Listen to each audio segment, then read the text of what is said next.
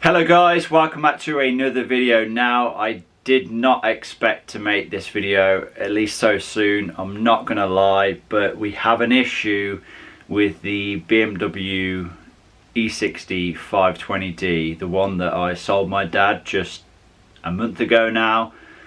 Yeah, it's something that I never could have planned for or I didn't expect to happen, but yeah, it is what it is. Let's get outside and I'll show you exactly what's up.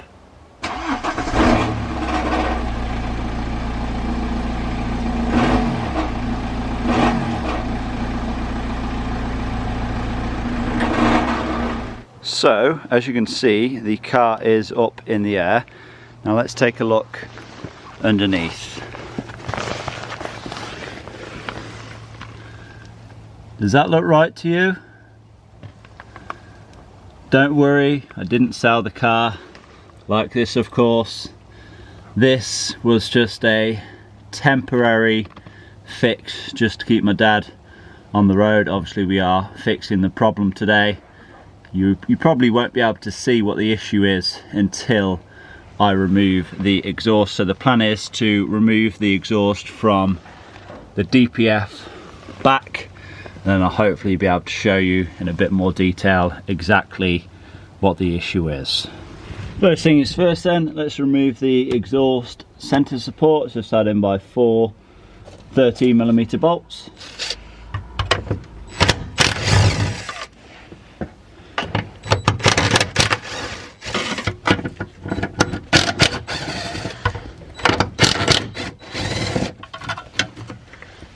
Now I am going to cut this temporary fix because we are doing a permanent fix today.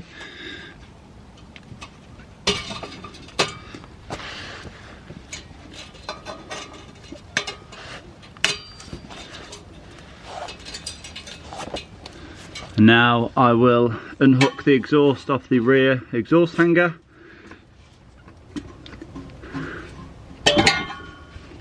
And next unbolt the exhaust hangers from the very rear.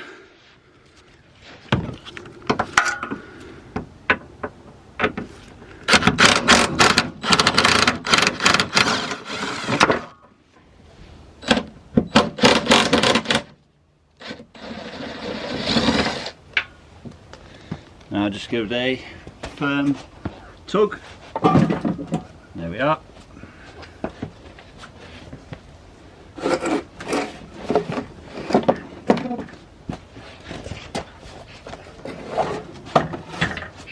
And now you're probably wondering, wait, you didn't unbolt the exhaust from the front? Yeah, let me explain about that. So, as you can see, the exhaust is now off of the car, and you're probably looking at this DPF thinking, it looks a bit strange, it looks like something's missing. That's because something is missing. This flange is missing, and as you can see, it should have went on something like that, but turns out that it's just completely snapped off.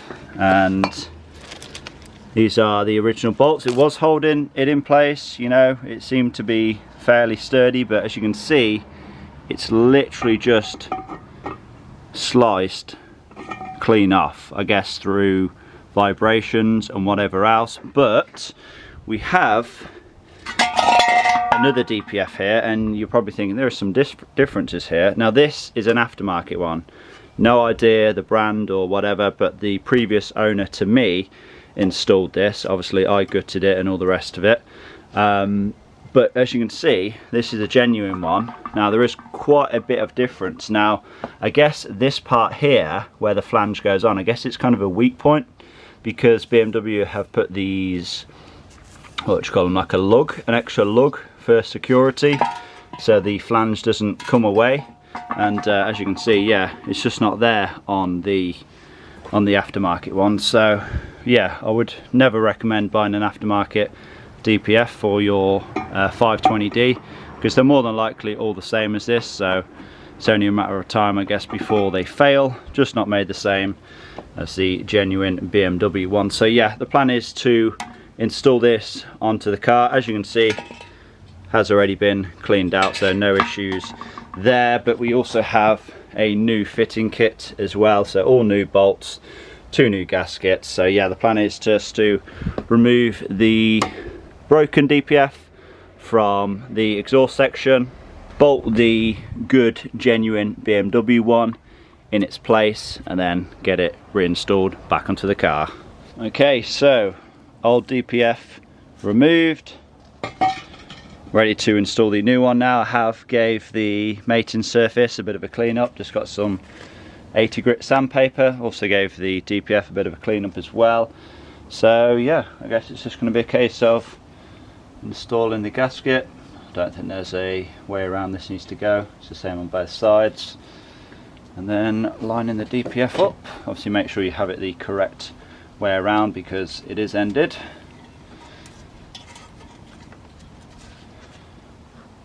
Now, I think I may have to put these bolts in first.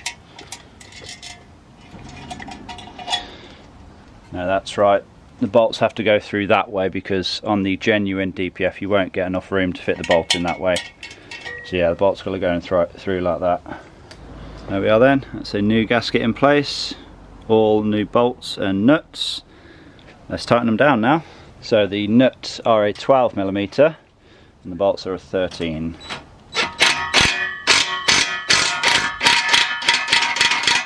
So as you can see, genuine BMW DPF now in place, secured with the new bolts and new gasket. So let's get the exhaust reinstalled back onto the car, and then we can connect it up at the front. So as you can see, the exhaust is back in place.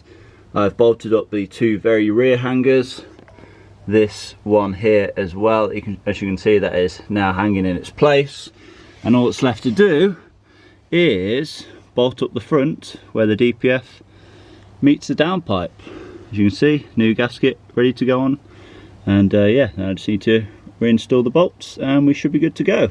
As we can see then, everything is now back in place, all bolted up, even reinstalled the centre support as well. Now let's fire the engine up, make sure we don't have any exhaust leaks.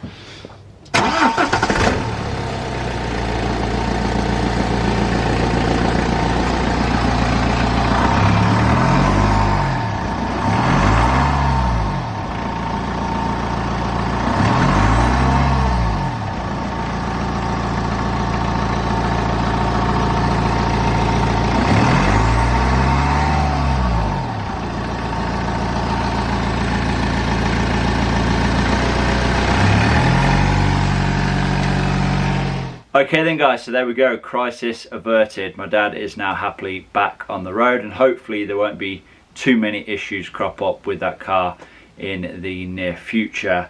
But yeah, I guess if you have to take anything away from this video, if you own a BMW E60 520D, do not get an aftermarket DPF. They're just not built the same. They really are not. You just want to get a genuine BMW. I mean, the one that I replaced it with was a used one, and there's really no reason why it shouldn't last the lifetime of the vehicle. Yeah, you know, there's nothing wrong with it. And if it was me, and even if I had a DPF in place, I would opt for a used genuine one over a brand new aftermarket one, because you know it's just going to fall apart after a couple of years. So yeah, that's always the route that I would go down. But yeah, hopefully you guys have enjoyed this video. Hopefully you've enjoyed seeing the E60 back on the channel once more. I'm sure it'll be back on the channel at some point in the future. But until then, hopefully you have enjoyed it anyway. Please give it a like, leave a comment down below, subscribe if you have not already done so, and I will see you all in that next one. Peace!